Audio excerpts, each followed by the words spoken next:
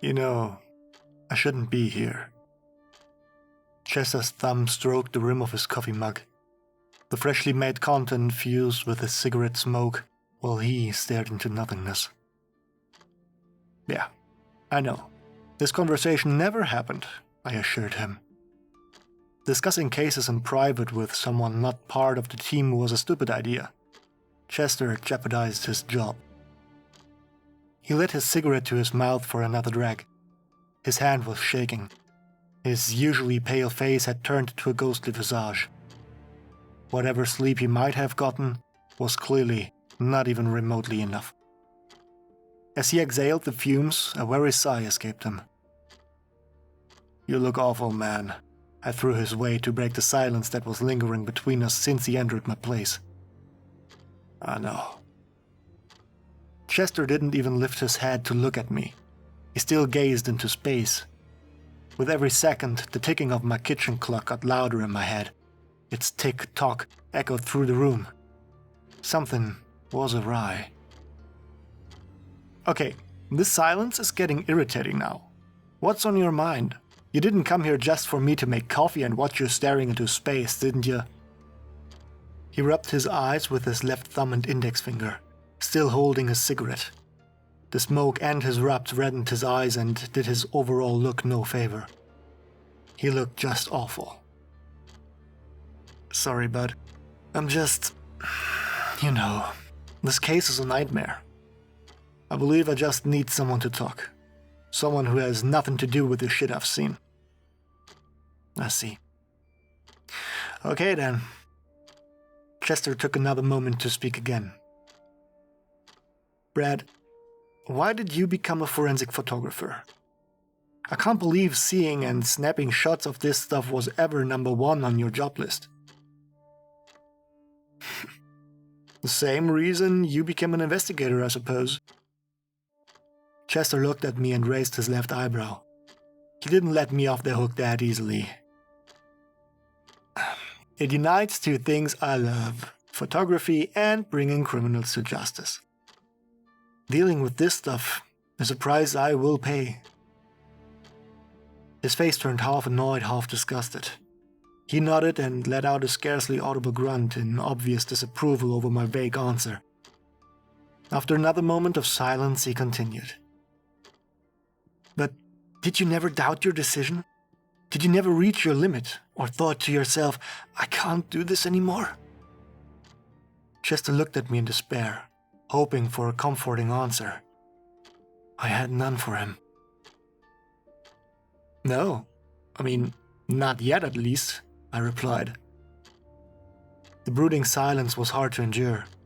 The few sentences spoken made it even more tense. I grabbed at Chester's box of cigarettes that he left open on the table and gestured at him, asking for a spare one. With a nod and a subtle movement of his hand, he signaled me to take one. After I took my first drag and inhaled deeply, I closed my eyes to think. I was still figuring out why Chester rang me instead of a therapist.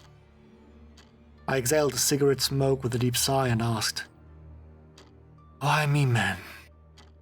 You said you wanted to talk to someone who has nothing to do with whatever haunts you.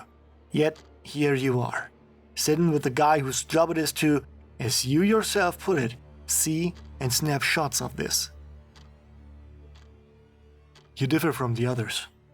After you have taken your photographs, you finished your job and mine begins. You don't participate in the investigation. You don't have to dig up the horrors that came before the body." Chester wanted to end his explanation there, but couldn't help but to slide in a short rant. "And you are someone who doesn't connect my nightmares to an Oedipus complex or shit." "What sick fuck connects nightmares of crime scenes to humping your own mom? What therapist did you see, man?" Chester couldn't help but to chuckle for a moment.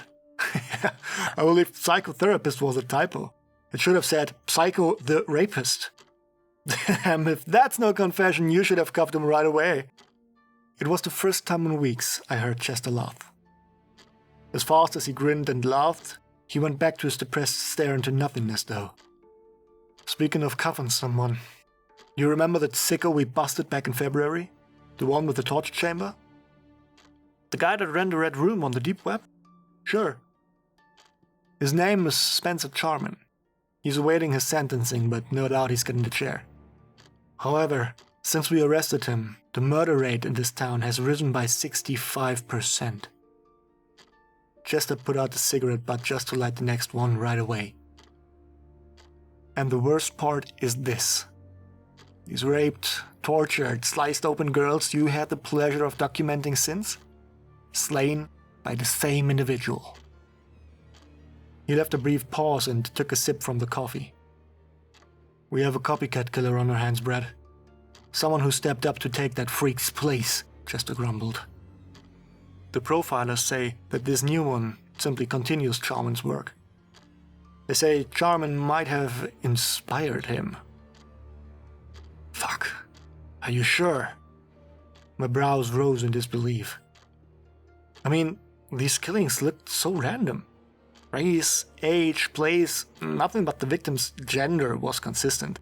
And that's hardly enough for a serial killer theory if you ask me. Chester looked at me in resignation. He was that serious. Come on, Brad. You were there too. You've seen what that killer did with the girls before their deaths. Rape, torture. He kept them alive for extended periods of time on purpose. Whoever murdered these women had fun prolonging the process as much as possible. Chester got enraged for a moment, but could stop himself short of shouting. He instead took a deep drag of his cigarette and puffed aggressively. I've got to admit, I thought of random killings as well. At first, at least. Only at first. Put these cases into perspective, Brad. The first one occurred 2 weeks after we apprehended Charman. The coroner told us that many wounds were superficial. The killer was hesitant to torture his victim. It must have been his first ever torture kill. He had no clue what he was doing. Cuts suggested the killer was not acting on his own accord. Someone instructed him on what to do. Chester took another drag, inhaled deeply and followed up with a big sip of the black coffee I served him. He exhaled through the nose as he lowered the mug and finally, he looked at me. The stare of his blue-gray eyes pierced right through my body. It closely resembled a 1,000-yard stare. As serial killers do, this one got bolder soon. They slew the next victims with more fierce methods and less reluctance in their execution. The killer enjoyed his new hobby more and more. The 1,000-yard stare gave way to disbelief. Chester shook his head and averted his gaze from me to look at the empty air. I let my head fall back to stare at the ceiling fan. After a moment of silence and a deep-drawn sigh, I faced Chester again. But how did you connect all of that to the Red Room? All you got is circumstantial evidence at best. Someone not having the guts to torture their victim when they kill for the first time doesn't sound too uncommon if you ask me. Chester nodded impalpably. Yeah, maybe. We both stared at the table in a stalemate. Chester reignited the discussion by changing the topic. Can I ask you something awkward? Sure, should. I know many photographers have these photo albums they keep as reference material if they ever apply for a job. They call it something else though. Oh, you mean a portfolio? I responded. Yeah, that was it. Portfolio. Do you happen to have one too? I mean, given your line of work, that idea sounds morbid. Yeah, sure do. It's on a table in the living room. I was looking through it before you rang. Chester was more than surprised by my answer. Wait. You have this stuff at home? Don't these pictures remind you daily of how cruel the world is? Well, I take them as a motivation, to be perfectly honest. If the cases got solved, it's empowering. It confirms my abilities on a job. And what if the pictures belong to cases we didn't solve? I took those as a reminder that not every effort bears fruits. Those pictures make me extra cautious. I try to be more thorough with my work at the next crime scene. They serve as a motivation in their own way. Chester looked aghast as he scratched the back of his head. Well, I can't say I can follow your explanation, but to each their own, I guess. I looked at Chester. There was something cooking. I just did not yet know what. Sorry for that odd question, buddy. It's just that after they murdered these women, I became restless. Can't help but fear for my wife and daughter, you know. With that, Chester, the stone-faced badass I knew since junior high, showed a softer, more human side. And thinking about their pictures possibly ending up in your portfolio just makes me anxious as all hell. Another moment of complete silence began. Again, only disturbed by my kitchen clock adamantly ticking away. Since I have no family, I could not relate all that much. I wish I could say I know how you feel. It's okay. It's just like every single day this killer is on the loose. Everyone is in grave danger, including Ramona and Kim. Chester puffed again. His second cigarette was only one more drag away from burning the filter. He swapped his burned-down cigarette for a new one again and offered me the pack. I took one too and let him light it. So, what's the plan now? I asked. Chester stood up from his place and paced around the kitchen. My question left him restless. Our IT department continued to monitor the services Charman was using to distribute his work on the dark web. That's the real reason I came here. His pacing stopped at the window. His mug in hand, he stared at my driveway and took a sip. We found footage of the murder of the latest victim, Valerie Connard. She was 23, just as old as Kim. Chester turned to me. His face reflected the entire world's despair. I nearly dropped my cigarette in shock. I just finished reviewing this stuff. What I saw... He couldn't bring himself to finish the sentence.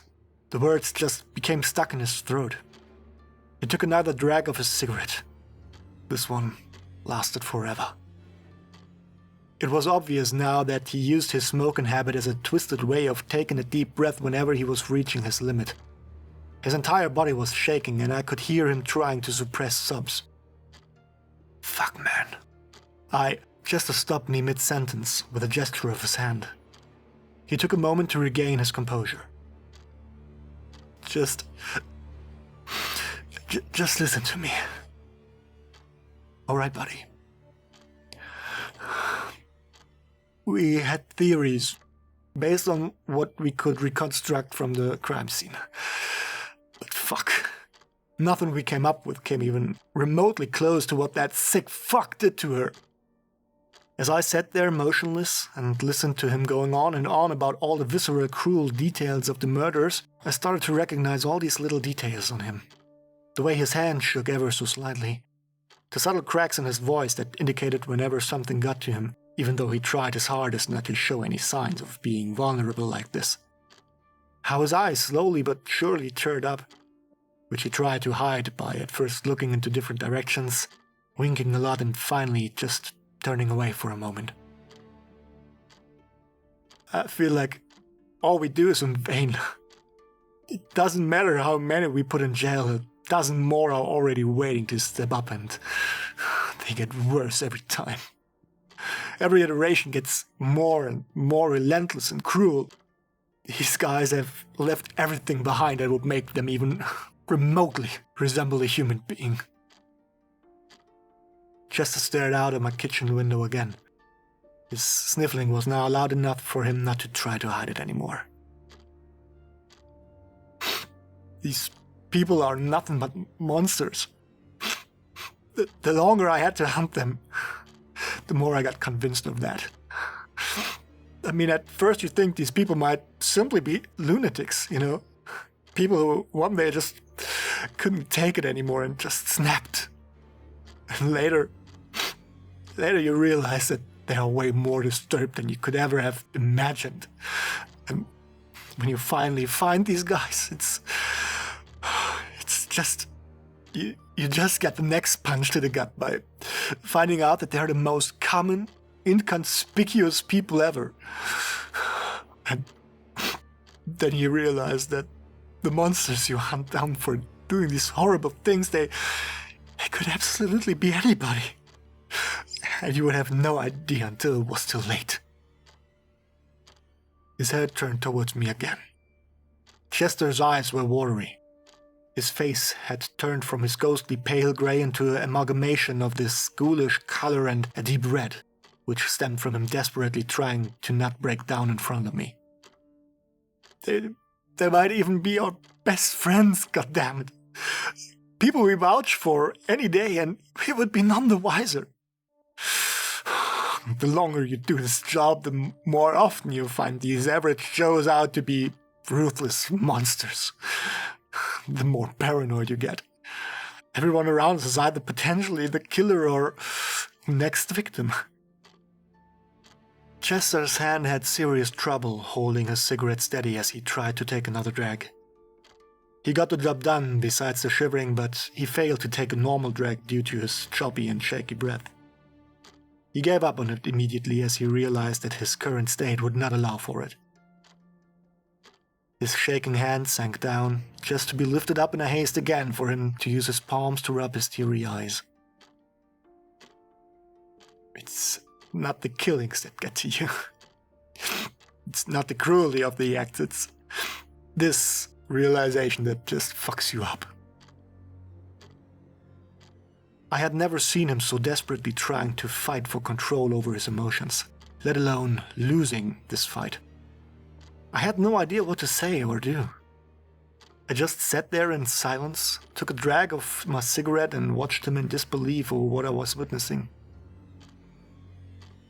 Chester started to regain his composure again. He took a couple of deep breaths and threw his head back. It took him a few moments, but he got there. I felt I needed to say something. Anything. You really need a vacation after this. This has taken too much of a toll on you. I know you're a hardened badass motherfucker, but even you can't shoulder everything. I mean, Christ, just look at you, man. Honestly, I was thinking about retiring after the case is done. That's another reason I wanted to talk to you. This is probably my last case ever. I'm not blaming you. Nobody will. This shit is bound to break even the most hardened people.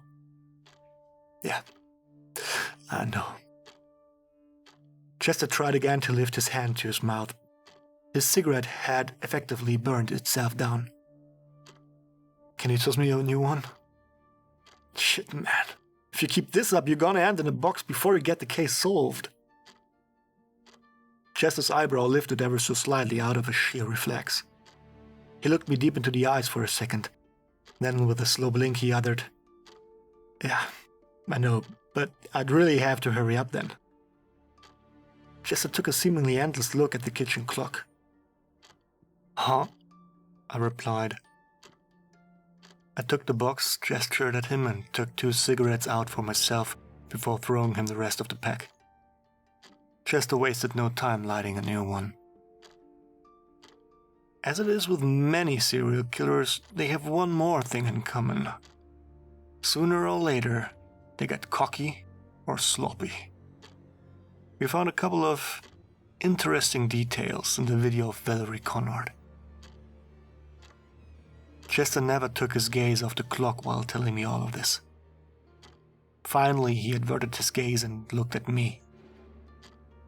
His time might be running out. I lifted both of my eyebrows in surprise. "But that's great news, isn't it?" I asked half enthusiastically, half confused over Chester's still ongoing brooding. Chester took another deep puff. "Usually I would agree, but until we are sure to have enough to warrant any kind of arrest, I stay skeptical and on my toes. I need to be 100% sure that we got the right guy." "I see. But you got somewhere to start now. That's worth a lot." I nonchalantly mentioned while lighting up my new cigarette. Damn. These things must be of the high-speed self-smoking brand, I joked while looking at my newly lit ciggy. Nah, man. We're just dragsters, Chester retorted immediately. Hey, you made a joke. Congratulations, I chuckled, but Chester didn't even grimace. My attempt at trying to lighten up the mood was thwarted immediately. Sorry, I muttered. What followed was another seemingly endless reign of silence paired with that familiar ticking of the kitchen clock. Okay, so this guy got sloppy. How that? What did you find? I reignited the conversation. Come on, Brad. You know I can't tell you that. I already told you way too much. Plus, it is still not even safe to say that what we found is a real lead or not. It might just be wishful thinking. Yeah, I know. It's just that after all this time, you might finally have a breakthrough in the case. I'm just excited, I mumbled. Chester dragged off his cigarette, exhaled harshly, and got back to his stone-faced self. We are not there yet. It's a chance, a possibility, nothing more.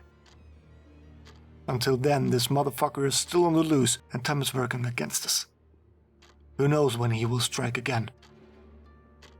Chester turned towards the kitchen window again, looking at the driveway. He pushed the curtain slightly aside to have a better view of the outside. After a couple of seconds, he noticed my confused look. Sorry. Force of habit. Got worse since the case. Don't sweat it, man, I replied. As you said, shit leaves you paranoid. Chester replied with an affirming grunt whilst chugging down the rest of his coffee. I should leave now. I've already been here too long. Said too much. Yeah, probably, I replied. Chester slowly walked over to the kitchen counter and placed his empty cup in the sink. Thanks for the coffee and for, listening to me. Being a friend and stuff. As I said, don't sweat it. I actually was worried about you for some time now. I'm glad you came here and vented. That's what friends are for, even if it's unofficial. I stood up from my chair, put out my cigarette after a long drag, and exhaled bustlingly. I gave Chester a pat on the shoulder, reassuring him that none of this officially happened at all. On our way through the living room, Chester stopped dead in his track. His head turned in an instant, facing the living room table. His eyes focused on the closed picture book resting on it. He turned to me.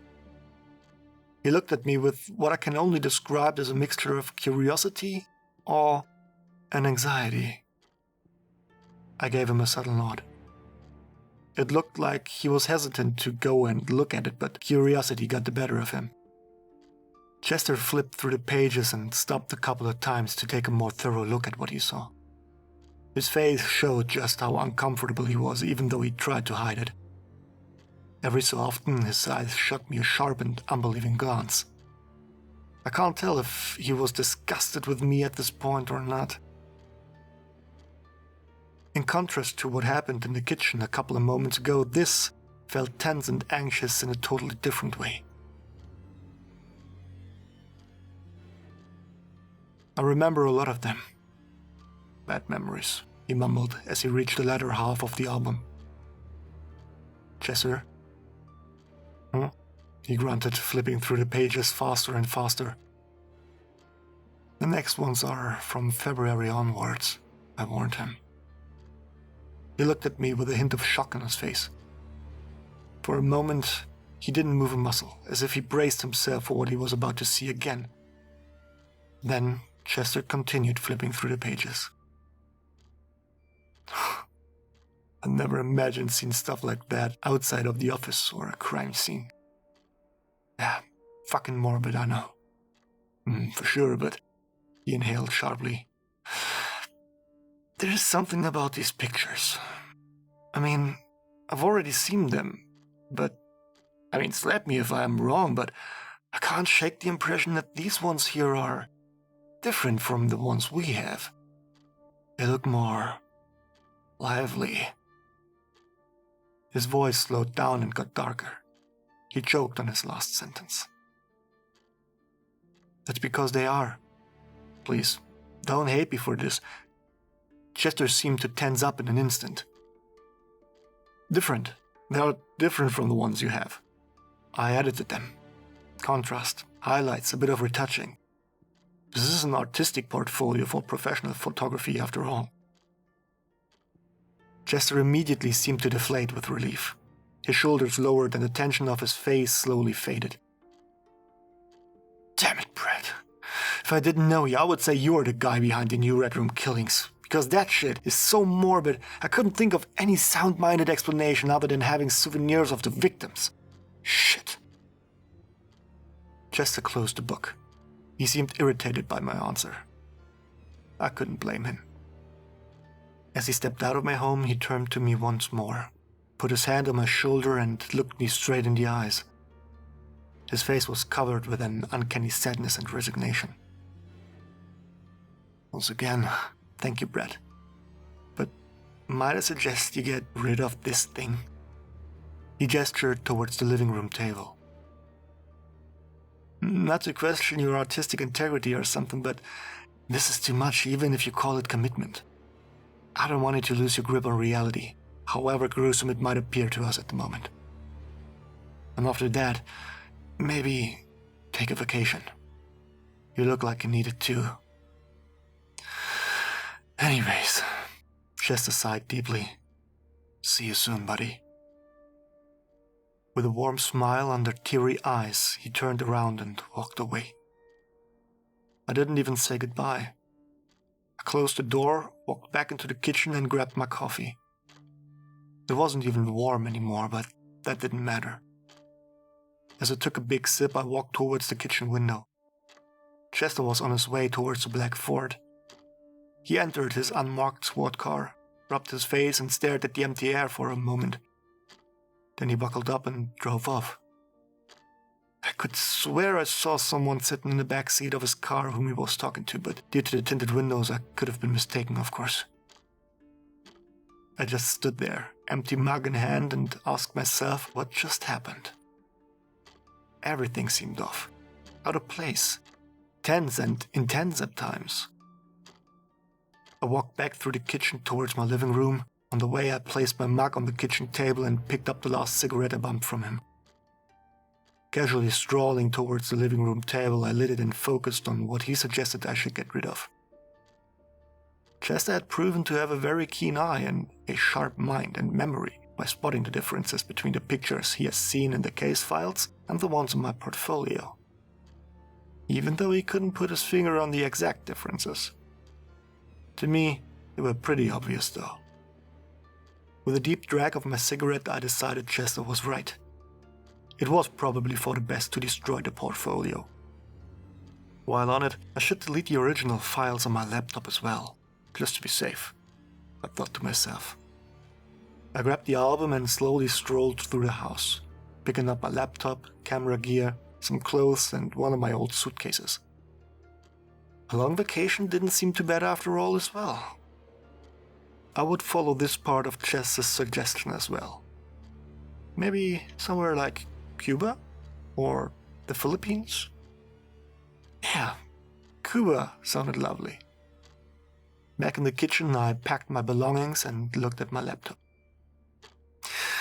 I should treat myself to a new one, I thought. But first I had to take care of one more appointment that day for which I needed it. I couldn't cancel that late. Everything was already set up, and I decided I could just take my stuff with me and leave for my vacation right after. I had no real idea what to do with the old laptop after I would have bought a new one, so I decided on just tossing it into the nearest river after my meeting. Not the most eco-friendly solution, but I wanted to delete the hard drive anyway, and putting it underwater was a surefire way of getting the job done. I put out the cigarette butt. The kitchen clock screamed at me loud enough to force me to look up at it. I was already in danger of being late for my meeting if I didn't hurry up now. Chester was right. Time was running out. I took my suitcase and the rest of my stuff and left the house. Keys in hand, I couldn't help but smile lightly.